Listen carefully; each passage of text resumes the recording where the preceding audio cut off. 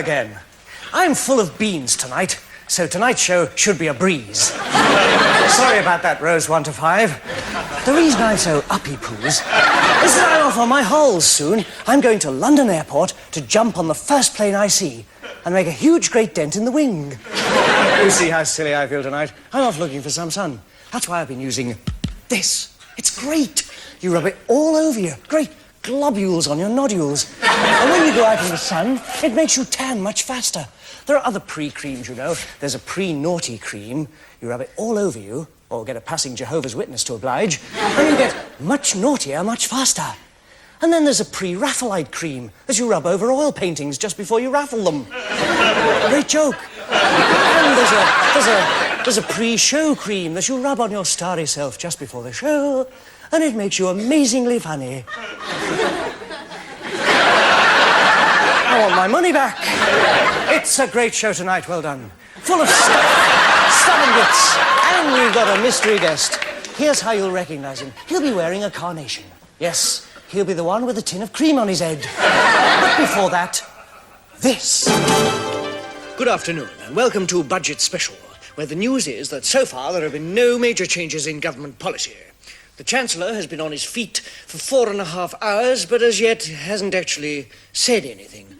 Most of his opening preamble consisted of a series of strange guttural sounds made at the back of the throat while pursing his lips together. He then went on to emit a silly gargling noise for 23.5 minutes, and this was followed by a rather reedy, squawking sort of sound, not dissimilar to a parrot with whooping cough.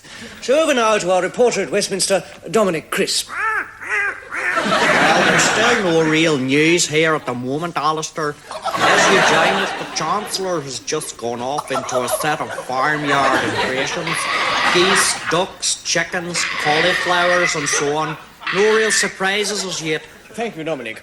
Well, with us this afternoon to discuss the budget, we have a man wearing a large false nose on elastic, a man with a hatchet embedded in his head, and the Labour Party's official spokesman on economic affairs. A man with a large false nose. I come to you first. Are we going to see any radical shift in direction in this budget, do you think? Well, basically, I'm sorry, we have to stop you there because we're just getting some news through now, and it's 2 inches off table legs. Yes, that's all table legs, dining room, coffee tables or lounge, to be shortened by 2 inches from the 1st of April. David? Well, yes. This was much as we'd expected. There was a rumour that he might cut them down by 3 inches, but a 2-inch table height reduction measure is about normal in a mid-term budget of this kind.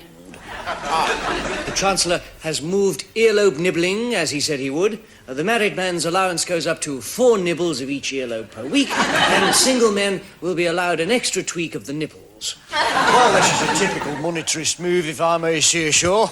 The Labour government would raise that to at least 5 tweaks per nipple by squeezing the rich until their buttocks squeaked. Queues in post offices to be increased by 18 people per window with immediate effect to keep down the money supply. And heating in British Rail train compartments, a 20% adjustment at each end of the scale there, bringing it up to 200 degrees Fahrenheit in summer and 50 degrees below zero in winter. Now this really is fascinating. All tediously dull, boring budget programmes to be scrapped with immediate effect. Yes, well, no surprises. Hi. My wife bought me this electric razor. After I'd used it, I bought the company that made it. And sacked everyone.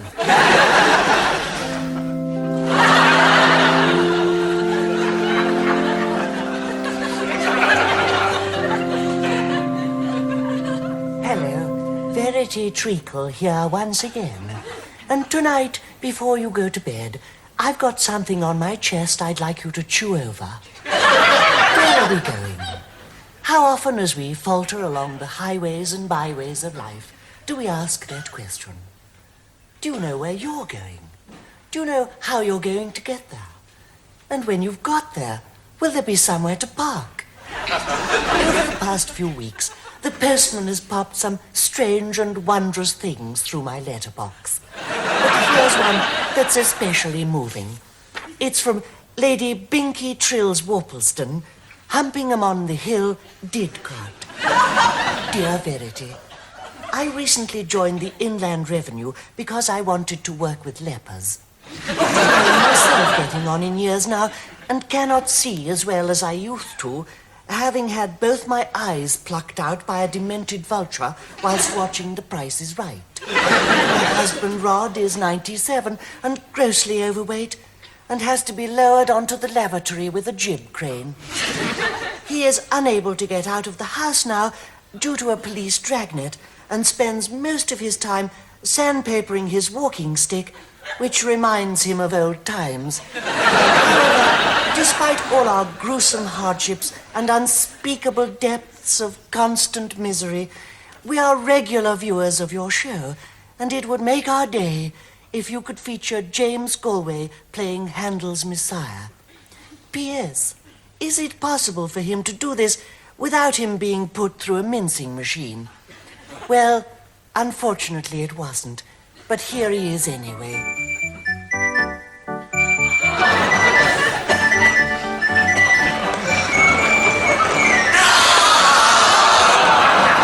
That's all for tonight. Until tomorrow night, nighty-night. Hello, darlings. It's time for the last episode of our serial. And to celebrate, we've got a box of Australian dry white, 3 packets of Twiglets, and some pork scratchings. You can hear teeth breaking all over the studio. Good Lord, a heavy fall of teeth. Ian McGaskill never mentioned that. Wait a minute. This is one of mine. I recognise the Diamante filling, folks. Actually, Ian was supposed to be here tonight. Nice man, Ian. He lets me play with his seaweed. But I've never seen his pine cones. No, seriously, folks. I like the Weathermen. I went to one of their parties last week. Everybody was wearing oilskins and sunglasses. Michael Fish brought the... If she couldn't come, she's gone down with an attack of Celsius. It's a nasty ailment. You come out in a terrible rash of little clouds all over your body. They start dull, but brighten later. You then get severe gusts of wind, and your isobars drop off. But I've got a forecast for you now. There's a warm front chuckling its way across the channel, which will turn into a bow diddly very shortly, bringing early mirth, which will give way to gales of laughter.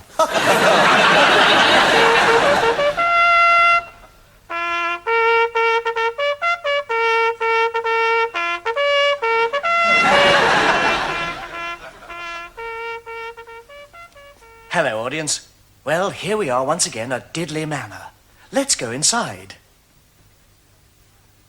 I said, let's go inside.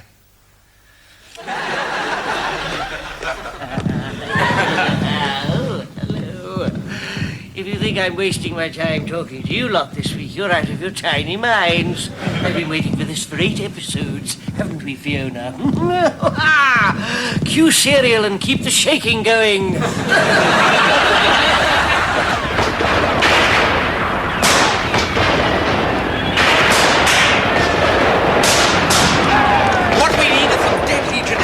Up in the gaps. We always fool the toe rags. I saw them do it in a film once. But Headley, we don't have any dead legionnaires. Wait a minute. I've got a spiffing idea. I'm going to the Commandant's office. Cover me. Okay.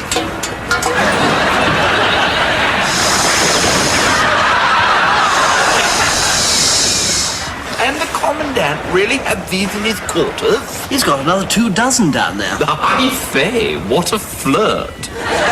No, Ripley. You blow it up there. Oh, so you do. How's it going, Ripley? Jolly well, Bo. Looks bloody wonderful. Thanks. Headley? Very realistic. Okay. It's you and me against theirs and them. I want you to go out there and give them hell. Make them wish they'd never been born. Okay, Johnny Toe-Rag. Do your damnedest.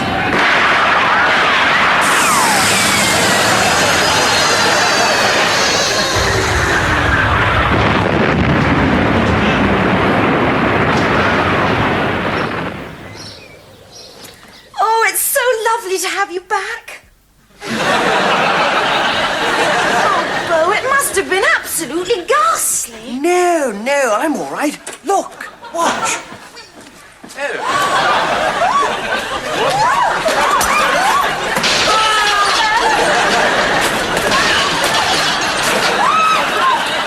there's absolutely nothing wrong with me. In a couple of days, I'll be as good as new. Bo, is that really you? It is, Mama. I'm overcome with such joy. So am I, Mama. So are we, Mama. There's blood in our family, you know. We must celebrate your return. Tonight, we'll have a ball. Oh, I say, Mama, how absolutely super. You haven't held a ball in here for absolutely yonks. Yes, I know. Not since I lost your father.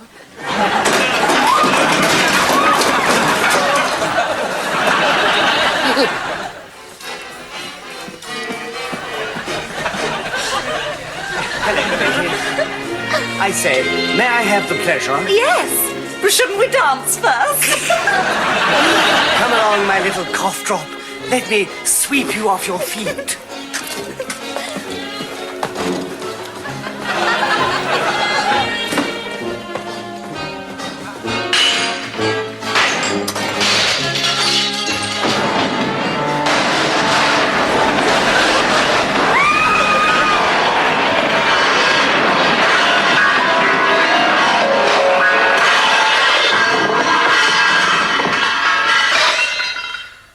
You should have done a velita.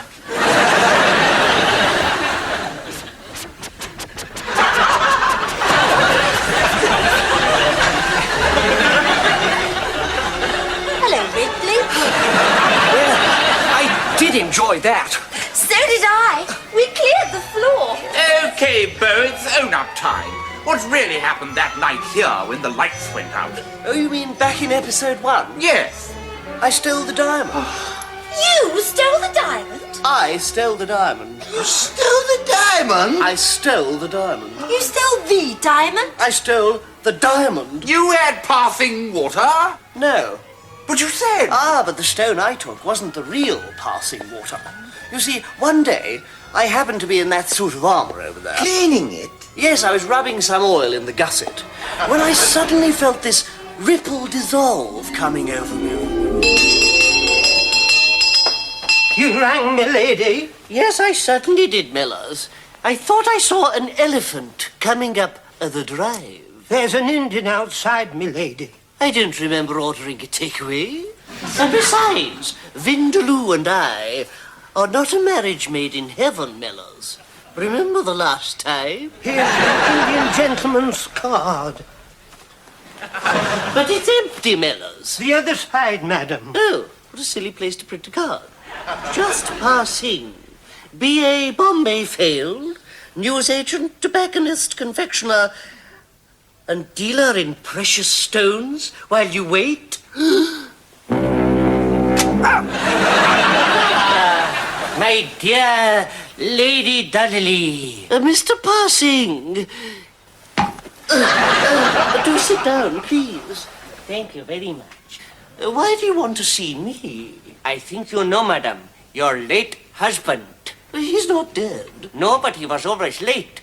He, shall we say, acquired a certain valuable article by dubious means. Very well. Acquired a certain valuable article by dubious means. But to be serious, for your own safety, I must beg you to return it with force. Oh, surely you don't expect me to believe all that silly mumbo-jumbo about curses, do you? In that case, you leave me no alternative. Oh, passing water of Calibar, come out, wherever you are.